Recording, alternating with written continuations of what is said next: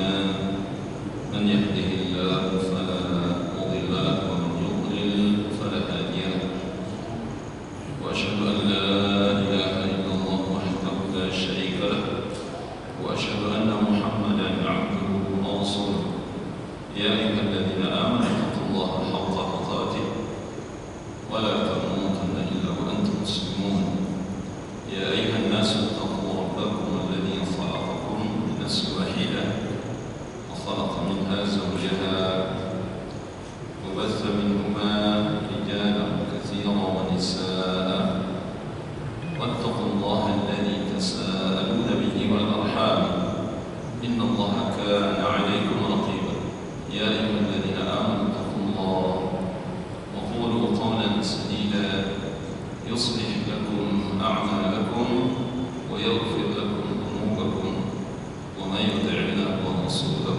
فقد فاز فوزا عظيما. أما بعد kaum muslimin rahimakumullah wa azakumullah, kita bersyukur kehadirat Allah Subhanahu wa taala atas nikmat yang Allah berikan kepada kita, khususnya pada malam ini kita kembali dipertemukan oleh Allah Subhanahu wa taala dalam majlis yang mulia ini. Ya, ini merupakan satu nikmat besar yang Allah berikan kepada kita. Sebagai seorang muslim, kita wajib menyadari dan bersyukur akan nikmat yang Allah berikan kepada kita ini, baik nikmat ibadah mahdhah ya, secara khusus maupun ibadah ghairu mahdhah sebagaimana kita lakukan saat ini. Kedua-duanya menjadi nikmat yang langka yang Allah berikan kepada seorang hamba. Ya, karena semakin kerasnya godaan nikmat dunia, ya apa namanya, fitnah dunia, semakin jauh manusia dari nikmat ibadah kepada Allah Subhanahu wa taala. Ya, semakin tidak tertarik dia orang untuk melakukan ibadah kepada Allah Subhanahu wa taala, termasuk belajar agama. Jadi ini bukan sesuatu yang biasa. Belajar agama ini sekarang jadi sesuatu yang luar biasa. Jadi perkara yang langka. Jadi kalau ada orang yang sekarang dari hatinya mau belajar agama, itu nikmat besar dari Allah Subhanahu wa taala. Karena rata-rata umat Islam tidak mau belajar.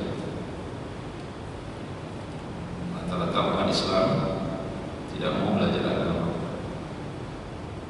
Kita bisa lihat dalam kehidupan kita saja. Makanya umat Islam ini banyak yang buta dengan agama karena mereka tidak mau belajar. Ya. Jadi hati mereka itu dipenuhi oleh dunia. Akal sehat mereka dikuasai oleh hawa nafsu. Sehingga agama dan akhirat itu hilang dari hati mereka dan sama sekali tidak pernah menjadi prioritas. Subhanallah, Maha Suci Allah. Inilah kebanyakan dari kita umat Islam. Sehingga aneh ya kalau hari ini masih ada orang yang dari hatinya mau belajar agama, tekun sholat berjamaah, itu aneh, 100% aneh. Karena kenyataannya kebanyakan dari kita ini tidak mau belajar dan tidak mau beramal. Ya, itulah fakta. Oleh karenanya itu kita wajib bersyukur kepada Allah atas nikmat yang Allah berikan. Mungkin karena kita yang biasa melaksanakan ini ya, di sebagian kita mungkin kita menganggapnya biasa saja. Biasa saja itu sholat berjamaah, biasa saja kita duduk di majelis ilmu. Itu kata kita, tapi di sisi Allah tidak biasa. Ini luar biasa. Bapak Ibu rahimakumullah wa azakumullah, ini istimewa ya. Jadi orang duduk di majelis ilmu itu manusia. Kalau kata saya manusia istimewa. Kenapa? Karena ini orang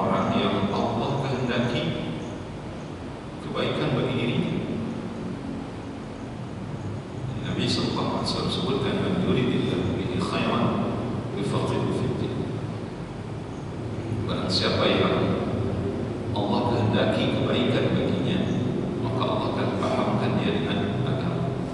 Nah, itu kan sesuatu yang istimewa. Berarti orang-orang yang tidak mau belajar agama itu, maka Allah tidak menginginkan kebaikan bagi diri mereka. Allah ingin membiarkan mereka dalam keburukan dan kesesatan. Baik, kita tidak dibiarkan oleh Allah. Kita dibimbing oleh Allah dengan taufiknya, sehingga kita merasa mudah untuk hadir sholat berjamaah, hadir di majlis ilmu, ya, dimanapun tentunya, ya, majlis-majlis yang mendatangkan manfaat bagi diri kita, utamanya bagi kehidupan beragama kita. Kaum muslimin rahimahullah wa azakumullah. Baiklah, ya, satu kali atau dua kali Pak kita tidak ini agak jin. Dua kali, saya lupa sekali atau dua kali. Perasaan satu kali. Ya. Jadi tema yang akan kita bahas pada kesempatan ini adalah tentang tawassul bil makhluq ila Allah Ta'ala. Bertawassul dengan makhluk kepada Allah Subhanahu wa Ta'ala. Ya. Tawassul والتقرب إلى الشيء والتوصل إليه والوسيلة القربة. Tawassul, ya, dijelaskan oleh Syekh Shalih Fauzan, adalah taqarrub, usaha untuk mendekatkan diri ila syai' kepada sesuatu, wa tawassul ilaih, dan usaha untuk menyampaikan diri kita kepadanya, ya, sampai kepadanya. Maka dia disebut dengan wasilah, ya, wasilah. Jadi yang mendekatkan kita kepada sesuatu atau yang menyampaikan kita kepada sesuatu itu disebut dengan wasilah. Wasilah. Qala azza wa jalla, Allah Ta'ala berfirman di dalam, ya, surah Al-Maidah ayat 35 ini. Surah Al-Maidah ayat 35. Ya ayyuhalladzina amanu, ya ayyuhalladzina amanu ittaqullaha wabtaghu ilayhi al-wasilah wajahidu fi sabilihi la'allakum tuflihun. Allah Ta'ala berfirman, wahai orang-orang yang beriman, bertakwalah kamu kepada Allah dan carilah wasilah, carilah jalan, ya, ini yang kita sebut tadi dengan tawassul. Carilah jalan untuk mendekatkan diri kepadanya. Wabtaghu ilaihi al-wasilah, carilah jalan atau wasilah untuk mendekatkan diri kepadanya. Wajahidu fi sabilih, dan bersungguh-sungguhlah engkau di jalannya, la'allakum tuflihun, agar kamu beruntung. Bapak Ibu yang dimuliakan Allah Subhanahu wa Ta'ala. Jadi tawassul atau wasilah ini memang ada dalam Islam. Jadi Islam tidak mengingkari adanya tawassul. Ajaran Islam menyuruh kita bertawassul. Jadi memang tawassul itu ada. Karena sebahagian nanti dari kaum muslimin mengatakan ada tuh orang melarang kita bertawassul. Lah, siapa yang melarang bertawassul? Tidak ada yang melarang kita untuk bertawassul. Mungkin yang dimaksud adalah melarang kita bertawassul dengan sesuatu yang tidak disyariatkan. Nah, itu dia. Tapi kalau bertawassul kita disuruhnya ayatnya, ya ayyuhalladzina amanu taqullaha wabtaghu ilaihi al-wasilah wajahidu fi sabilihi la'allakum tuflihun. Wahai orang yang beriman, kata Allah, bertakwalah kamu kepada Allah dan carilah jalan untuk mendekatkan, carilah jalan wasilah, carilah jalan untuk mendekatkan diri kepada Allah Subhanahu wa Ta'ala. Wajahidu fi sabilihi, dan bersungguh-sungguhlah kamu di jalannya, la'allakum tuflihun, agar kamu beruntung, agar kamu sukses. Pokoknya dengan rahmat Allah Subhanahu wa taala. Jadi memang wasilah yang ada. Tetapi wasilah yang dimaksud di sini dijelaskan oleh para ulama adalah wasilah yang masyru'. Wasilah yang disyariatkan, wasilah yang dicontohkan, wasilah yang ada dalilnya, yang ada sunnahnya, bukan wasilah yang kita bikin sendiri. Nah, kenapa melakukan ini Pak? Ya, saya ingin mendekatkan diri kepada Allah, tapi dengan wasilah kita buat sendiri. Kita bikin sendiri wasilahnya. Kita katakan bahwa ini cara untuk mendekatkan diri kepada Allah, padahal tidak ada contohnya dari Nabi Sallallahu Alaihi Wasallam. Yang nggak boleh. Nah, mungkin itu yang dimaksud larangan wasilah. Maka tadi yang di sini. At-tawassul qisman. Tawassul itu ada dua pembagian kata beliau hafizahullah. Qismun awal tawassul masyru'un. Yang pertama adalah tawassul yang disyariatkan. An-naw'ul awal, bentuk yang pertama kata beliau tawassul ila Allah Ta'ala bi asma'ihi wa sifatihi wa kama amara Allah Ta'ala bidzalika. Tawassul yang pertama adalah tawassul kepada Allah dengan nama-namanya, dengan sifat-sifatnya sebagaimana Allah perintahkan di dalam firman-Nya surah Al-A'raf ayat 180, walillahi al-asmaul husna fad'uhu biha wa dharul ladzina yulhiduna fi asma'ihi sayujzawna ma kanu ya'malun. Dan bagi Allah lah nama-nama yang baik, asmaul husna fad'uhu biha, dan berdoalah kalian dengan menggunakan nama-nama Allah itu. Nah, ini disebut dengan wasilah. Jadi kalau kita beribadah kepada Allah dalam bentuk doa, kita boleh menggunakan nama-nama Allah dan sifat-sifat Allah yang maha tinggi lagi maha mulia. Untuk apa? Untuk menyampaikan keinginan kita, dalam rangka mendekatkan diri kita kepada Allah dan untuk menyampaikan hajat kita kepada Allah Subhanahu wa ta'ala. Apa yang harus dipakai? Nama-nama Allah, sifat-sifat Allah Subhanahu wa ta'ala, seperti Ya Allah, Ya Rahman, Ya Rahim, Ya Aziz, Ya Razzaq, Ya Wahhab, Ya Salam, Ya Badi'us Samawati wal Ardh. Ya, pokoknya nama Allah. Ya Man Allahu alladzi la ilaha illa huwa al-Malikul Quddusus Salamul Mu'minul Muhaiminul Azizul Jabbar Al-Mutakabbir, dan seterusnya. Nama-nama Allah itu, ya tentunya kalau kita berdoa kepada Allah, kita cocokkan nama itu, kita minta apa nanti dicocokkan dengan nama dan sifat Allah itu. Ya, kita disuruh untuk berdoa dengan menggunakan nama-nama Allah Subhanahu wa ta'ala.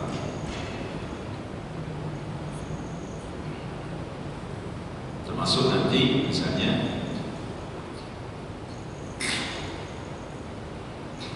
seperti doa yang kita panjatkan di sini.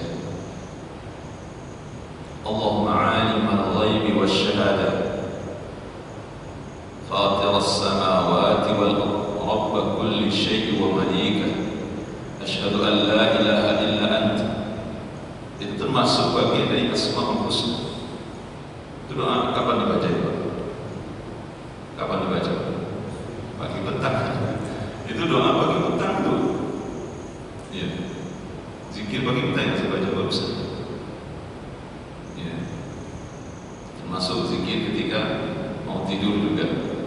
Nah, sebenarnya yang saya kita baca tadi itu bagian dari zikir mau tidur juga itu sebenarnya. Karena nanti dalam zikir mau tidur itu juga bagian Allah Alimul Ghaibi Wasyahada. Alimul Ghaibi Wasyahada, wahai zat yang maha mengetahui yang ghaib maupun yang nyata. Nanti di dalam zikir mau tidur misalnya Allahumma rabbas samawati as-sab'a wa rabbal ardh wa rabb kulli syai'.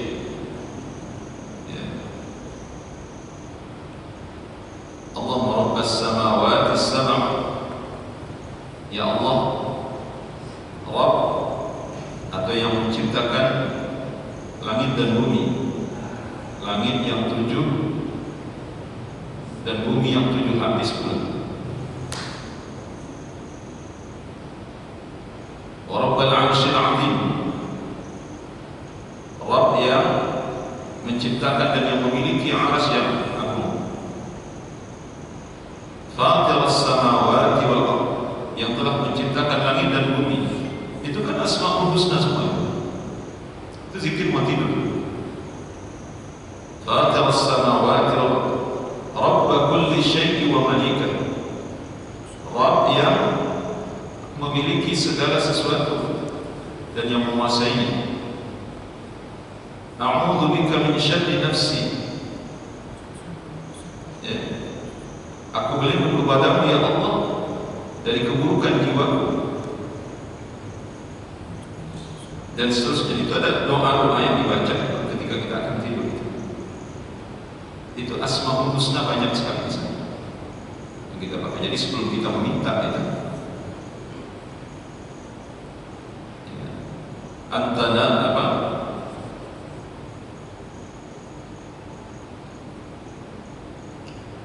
Karena belum mau tidur ya kadang lupa baca doa itu. Tapi kalau pas mau tidur itu ingat doa itu. Kalau diingat-ingat kadang lupa. Engkaulah yang memegang ubun-ubun seluruh makhluk. Itu kan asmaul husna. Asmaul husna yang kita sebut ya sebelum kita. Nanti ujungnya doa kita itu iqdi 'anna ad-dain wa aghnina min al-faqr. Ya Allah, lunasilah hutang-hutangku dan berilah kecukupan dari segala kekurangan. Itu ujung, itu doanya. Tapi awalnya itu asmaul husna semua jadi baca. Doanya itu ujung cuma beberapa kata saja dari Nabi sallallahu alaihi wasallam. Coba saya ulang lagi, mudah-mudahan saya ingat. Karena tadi disertai dengan menterjemah jadi dia bisa lupa. Allahumma rabbas samawati as-sab' wa rabbal ardh wa rabbal 'arsyil 'azim. Rabbana wa rabb kulli syai', faliqal habbi wan nawa, wa munzil at-taurati wal injili wal furqan. A'udzu bika min syarri kulli syai', anta akhidun bi nasiyati. Allahumma anta al-awwal falaysa qablaka syai'un, wa anta al-akhir falaysa ba'daka syai'un, wa anta al-zahir falaysa fawqaka syai'un, wa anta al-batin falaysa dunaka syai'un. Iqdi 'anna ad-dayn wa aghnina min al-faqr. Doanya baik yang di ujung itu. Selebihnya yang panjang saya bacakan di awal tadi itu asmaul husna semua. Iqdi 'anna ad-dayn, ya Allah lunasilah hutang-hutangku, wa aghnina min al-faqr, dan berilah aku kecukupan dari segala kekurangan. Cuma itu saja doa Nabi sallallahu alaihi wasallam. Tapi di awal tadi itu itu asmaul husna semua. Bapak harus hafal Bapak, ini doa tidak pernah ditinggalkan oleh Nabi setiap kali mau tidur. Dan ini termasuk doa terbaik supaya hutang cepat lunas. Jadi setiap mau tidur baca doa ini dulu, ya. Setiap mau tidur baca doa. Masya Allah. Nah ini masya Allah. Memang kita disuruh untuk berdoa dengan menggunakan nama-nama Allah Subhanahu wa Ta'ala. Sebutlah ya Hayyu ya Qayyum bi rahmatika astaghfir, itu kan asmaul husna. Ya Hayyu, nama Allah Hayy. Ya Qayyum, nama Allah. Bi rahmatika astaghfir. Nah itu baru doa. Aslih li sya'ni kullah, itu baru doa. Wa la takilni ila nafsi tarfata 'ain. Kemudian tawassul yang kedua, tawassul ila Allah Ta'ala bil iman wal amal as-salihah allati qama biha al-mutawassil kama qala Allah Ta'ala an ahli al-iman. Yaitu bertawassul kepada Allah dengan keimanan yang ada di dalam hati kita dan amal-amal saleh yang kita lakukan. Jadi kita boleh menyebutkan keimanan kita kepada Allah. Ya Allah, beriman kepadamu, aku telah melakukan amal-amal saleh ini ya Allah. Oleh karena itu kabulkanlah apa yang aku inginkan. Jawablah doaku ya Allah, perkenankanlah permintaanku ya Allah. Tapi sebutkan kita telah beriman kepadanya sebagaimana doa dalam ayat Rabbana innana sami'na munadiyan yunadi lil iman an aminu bi rabbikum fa amanna Rabbana faghfir lana dhunubana wa kaffir 'anna sayyi'atina wa tawaffana ma'al abrar. Misalnya Rabbana innana amanna faghfir lana dhunubana wa qina 'adzaban nar. Masih banyak lagi ya, ayat-ayat yang doa-doa dalam Al-Quran. Jadi kita berdoa dengan menyebutkan bahwa kita ini telah beriman kepada Allah. Ampunilah dosa kami ya Allah, kami telah beriman kepada-Mu ya Allah, kami telah melakukan amal saleh ini ya. Mohon kiranya perkenankan doa kami, kabulkan keinginan kami ya Allah. Itu diperbolehkan. Yang terkenal misalnya kama fi hadits tsalatsa alladhi inṭalaqat 'alaihim as-sakhra, ketika Nabi menceritakan ada 3 orang yang berlindung ke dalam gua, kemudian tiba-tiba ada batu besar yang melinding menutupi mulut gua. Ini kan sangat terkenal ini hadis riwayat Bukhari Muslim. Kemudian mereka tidak bisa, falam yastati'u al-khuruj fatawassalu ila Allah bis-salihi a'malihim. Kemudian mereka tidak bisa keluar dari gua tersebut karena ditutupi oleh batu besar itu.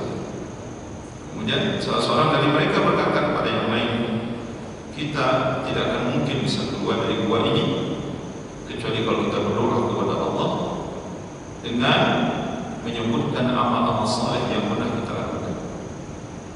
Maka orang yang pertama berkata, ya Allah, aku punya ayah dan ibu yang sangat aku cintai. Aku selalu mendahulukan ibu dan ayahku di atas istri dan anak-anakku dan pembantu. Satu kali aku terlambat pulang, karena setiap hari itu biasanya dia memerah susu, dan susu itu pasti ibu dan ayahnya yang minum dulu sebelum istri dan anak-anaknya. Satu kali dia terlambat pulang cari kayu di hutan. Dia dapati ibunya, ayahnya sudah tertidur karena dia terlambat pulang. Akhirnya dia tidak tega membangunkan ibu dan ayahnya, namun susu tetap diperah. Susu ini tetap diperah. Sampai ketika susu ini setelah selesai diperah, ibu dan ayahnya tidak kunjung bangun karena mungkin sudah larut malamnya dan sampai keesokan paginya. Nah, seharusnya kan susu yang sudah diperah itu kasih saja ke istri dan anak-anaknya, kan begitu. Karena istri dan anaknya sudah sangat lapar, sudah membutuhkan susu itu. Tapi tetap disebutkan oleh Nabi dalam hadis itu, sampai anaknya teriak-teriak histeris karena kelaparan, menangis. Tapi dia tidak peduli dengan tangisan anaknya. Dia tetap menunggu ibu dan ayahnya bangun. Setelah ibu ayahnya bangun keesokan paginya, dia berikanlah susu ini kepada ibu dan ayahnya. Ketika mereka sudah minum, setelah itu baru sisanya diberikan kepada istri dan anak. Ini hadis yang menjelaskan bahwa kita harus mendahulukan orang tua kita di atas keluarga kita, istri dan anak kita. Ini hadis. Apa kata orang ini? Ya Allah, jika apa yang aku lakukan ini ya, menurut penilaianmu ini adalah amal saleh yang mengharapkan wajahmu, maka hamba mohon tolonglah geser batu ini supaya kami bisa keluar. Dengan izin Allah, kata Nabi, maka batu itu bergeser. Masya Allah. Jadi kalau kita berdoa kepada Allah dalam keadaan kejepit terutama sekali, maka kita dianjurkan untuk menyebutkan amal-amal saleh yang pernah kita lakukan. Tapi sekali lagi itu amal saleh yang benar-benar kita ingat-ingat bahwa amal saleh yang benar-benar ikhlas kepada Allah Subhanahu wa taala. Maka sampai-sampai orang yang berdoa ini mengatakan, ya Allah, kalau menurutmu amal yang kulakukan ini adalah amal saleh yang mengharapkan wajahmu, maka mohon geserlah batu ini supaya kami bisa keluar. Ya Allah, itu luar biasa. Ini tawassul dengan amal saleh. Orang yang kedua bertawassul dengan amal saleh, yakni dia pernah menjauhi zina, dia hampir berzina dengan saudara sepupunya yang sangat cantik, yang sangat dia cintai. Sudah hampir terjadi zina itu, tidak perlu saya ceritakan karena waktunya tidak memungkinkan. Hampir saja akan terjadi zina itu, maka wanita ini mengatakan kepada laki-laki ini, takutlah engkau kepada Allah, jangan engkau pecahkan cincin sebelum waktunya. Maksudnya, ya, kenapa engkau tega melakukan zina? Alangkah baiknya kalau engkau ingin melakukan ini, engkau menikahiku terlebih dahulu. Harusnya begitu kata wanita. Nah, seketika itu laki-laki yang akan melakukan zina, wanita ini tersentak dan dia langsung takut pada Allah ketika itu dan tidak jadi berbuat zina. Padahal tinggal satu langkah lagi, dia sudah bisa berzina dengan perempuan itu, sudah tidak ada penghalang sebenarnya. Tetapi karena dia takut kepada Allah, bergetar tubuhnya, sangat takut kepada Allah, akhirnya tidak jadi berbuat zina. Apa yang dia katakan? Ya Allah, kalau menurutmu apa yang aku lakukan ini adalah satu amal saleh yang mengharap wajahmu, mohon geserlah batu ini supaya kami bisa keluar. Dengan izin Allah, bergeserlah batu itu.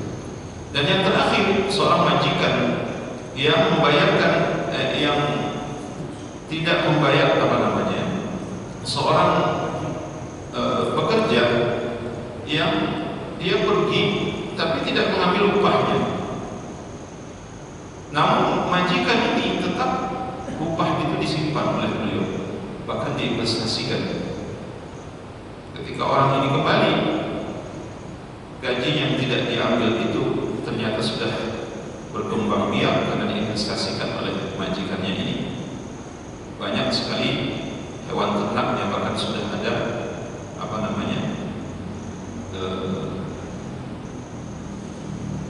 ternaknya sekali dia yang mengasuh ternaknya itu. Ya. Kemudian ketika dia datang, dia meminta gajinya, disebutkan oleh majikannya, ini gaji yang tidak kau ambil, semua ini adalah hakmu. Ya. Maka seketika itu dia ambillah seluruhnya tanpa menyisakan sedikit pun. Jadi tidak ada bagi hasil di situ. Jadi majikan tadi betul-betul mengharapkan wajah Allah. Tidak ada domba, sapi atau onta yang sekian banyak itu yang sudah dia urus selama ini, tidak ada satu pun yang disisakan, semuanya diambil. Tetapi majikannya melakukan itu ternyata karena Allah Subhanahu. Bagi ini tidak ada masalah, tidak ada bagi hasil, tidak ada upah di sana. Dia katakan, ya Allah, kalau dengan apa yang aku lakukan ini menurutmu adalah amal saleh yang mengharapkan wajahmu, mohon geserlah batu ini. Akhirnya batu itu bergeser dan mereka bertiga bisa keluar dari gua. Allah Subhanahu wa ta'ala. Ini hadis cukup populer. Kemudian di antaranya juga tawassul ila Allah Ta'ala bi tauhidih kama tawassala Yunus, bertawassul kepada Allah dengan mentauhidkannya. Ya, maksudnya dengan mengucapkan kalimat tauhid. Ya.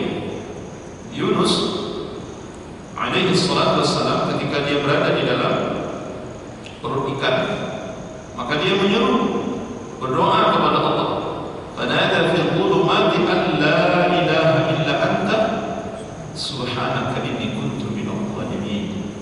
Ya, ini terdapat dalam surah Al-Anbiya ayat 87. Bapak Ibu rahimahullah Allah Subhanahu wa ta'ala. Nah, ini kalau dalam zikir bagi kita ada Pak sebenarnya. Apa itu? Contohnya, Allahumma a'afini fi badani, Allahumma a'afini fi sam'i, Allahumma a'afini fi basari, la ilaha illa anta. Jadi mungkin kalau kita tidak tahu, mungkin ini yang diperintahkan oleh Allah, dan kita bertawassul dengan kalimat la ilaha illa anta, sebagaimana Nabi Yunus bertawassul dengan kalimat la ilaha illa anta agar dosanya diampuni oleh Allah Subhanahu wa ta'ala. La ilaha illa anta subhanaka inni kuntu minadh dhalimin. Allahumma afini fi badani, Allahumma afini fi sam'i, Allahumma afini fi basari, la ilaha illa anta. Allahumma inni a'udzu bika min al-kufri wal faqr, Allahumma inni a'udzu bika min 'adzabil qabr, la ilaha illa anta. Bapak Ibu rahmatullahi, ini zikir panggilan pertama. Itu yang kita baca. Kemudian an-nawm ar-rabi' at-tawassul ila Allah bi idhhar ad-dha'f wal hajah wal iftiqar ila Allah kama qala Ayyub alaihi salatu wassalam, inni massani ad-dhurru wa anta arhamur rahimin. Bertawassul kepada Allah dengan menampakkan kelemahan dan kebutuhan serta serta kebutuhan yang teramat sangat kepada Allah Subhanahu wa taala. Seperti Nabi Ayub ketika dia diberikan penyakit oleh Allah, ya, selama berapa? 8 tahun ya, 7-8 tahun beliau sakit parah yang membuat seluruh istri dan anaknya meninggalkannya. Kemudian dia berdoa kepada Allah Subhanahu wa taala, inni massani ad-dhurru wa anta arhamur rahimin. Ya Allah, sesungguhnya aku telah ditimpa penyakit yang membuatku yang tidak bisa berbuat apa-apa. Wa anta arhamur rahimin, sedangkan engkau zat yang maha penyayang lagi maha pengasih. Bapak Ibu rahmat Allah Subhanahu wa taala. Maka seketika Nabi Ayub diberikan kesembuhan oleh Allah Subhanahu wa taala. Bapak Ibu rahmat Allah Subhanahu wa taala. Kemudian at-tawassul ila Allah bi du'a'is salihin al-ahya. Bertawassul dengan doa orang-orang saleh yang masih hidup. Maka as-sahabah idza ajdabu talabu min an-nabi sallallahu alaihi wasallam ay yad'u Allah lahu. Walamma tuwfiya صاروا يطلبون من عمه العباس radhiyallahu anhu فيدعو له. Sebagaimana yang terjadi pada para sahabat ketika mereka mengalami kekeringan, mereka meminta kepada Nabi sallallahu alaihi wasallam agar Nabi berdoa kepada Allah agar diturunkan hujan. Banyak sekali hadis yang menjelaskan Nabi lagi berkhutbah, lagi duduk, lagi datanglah orang-orang yang kekeringan. Ya Rasulullah, negeri kami kekeringan, sawah ladang kami sudah tidak bisa lagi menghasilkan, hewan-hewan ternak kami air susunya tidak lagi mengeluarkan, tidak ada lagi yang bisa diharapkan. Mohonkanlah kepada Allah. Maka Nabi sallallahu alaihi wasallam langsung menengadah angin mohon kepada Allah Subhanahu wa taala, dan seketika itu juga turun hujan. Saat Nabi sedang berkhutbah, kemudian datanglah orang-orang pada saat itu, ya Rasulullah, negeri kami kekeringan, sawah ladang hancur berantakan, jalan-jalan kering, tidak ada lagi air yang mengalir. Mohonkanlah kepada Allah agar kami diberikan hujan. Nabi langsung menadahkan tangan kepada Allah, meminta hujan, langsung diturunkan hujan oleh Allah Subhanahu wa taala. Ini hadis-hadis sahih riwayat Imam Bukhari Muslim. Artinya bertawassul dengan doa orang saleh yang masih hidup. Nah, falamma tufiya Nabi sallallahu alaihi wasallam, tatkala Nabi diwafatkan oleh Allah Subhanahu wa taala, maka mereka tidak lagi datang kepada Nabi karena Nabi sudah wafat. Siapa yang mereka datangi? Paman Nabi sallallahu alaihi wasallam, yakni Al-Abbas. Ya, yakni Al-Abbas. Ini sebagaimana diriwayatkan dari Umar radhiyallahu anhu meminta Abbas untuk berdoa kepada Allah. Sehingga apa kata Umar radhiyallahu anhu? Allahumma inna kunna tawassalu ilaika bi nabiyyina fatasqina wa inna natawassalu bi 'ammi nabiyyina fasqina. Umar berkata, ya Allah, ya, sesungguhnya kami dulu bertawassul kepada Engkau dengan Nabi-Mu saat Nabi-Mu masih hidup. Kemudian Engkau berikan kami hujan, Engkau turunkan hujan. Namun sekarang Nabi-Mu sudah wafat, ya Allah. Kami bertawassul dengan paman Nabi-Mu, maka berikanlah kami hujan. Berikanlah kami hujan. Ini doa siapa? Doa Umar radhiyallahu anhu. Dan pada saat itu diminta Abbas untuk berdoa kepada Allah Subhanahu wa taala. akhirnya diturunkanlah hujan. Jadi para sahabat tidak mendatangi kuburan Rasulullah SAW. Mereka mendatangi paman Rasulullah SAW. Kenapa? Karena Rasulullah sudah wafat. Ya, mungkin azan dulu, setelah azan nanti